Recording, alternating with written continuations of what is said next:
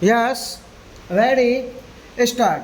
Madam Speaker, on this auspicious day of Vasant Panchami, I rise to present the budget for 2017-18. Spring is a season of optimism. I extend my warm greetings to everyone on this occasion. Madam Speaker, our government was elected amidst huge expectations of the people.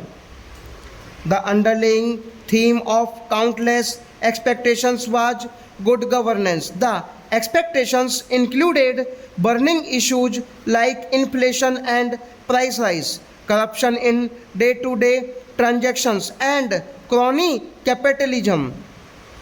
There was also expectation for a major change in the way the country's natural resources were allocated, processed, and deployed.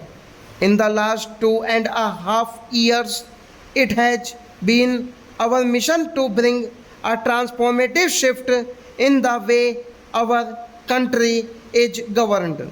We have moved from a discretionary administration to a policy and system based administration, from favoritism to transparency and objectivity in decision making, from blanket and loose entitlements to targeted delivery, and from informal economy to formal economy.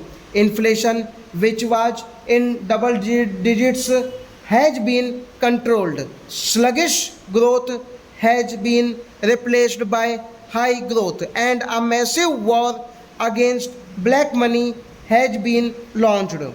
We have worked tirelessly on all these fronts and feel encouraged by the wholehearted support of the people to our initiatives.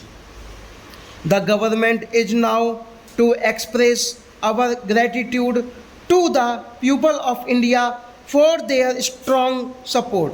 We shall continue to undertake many more measures to ensure that the fruits of growth reach the farmers, the workers, the poor, the scheduled caste and scheduled tribes, women, and other vulnerable sections of our society.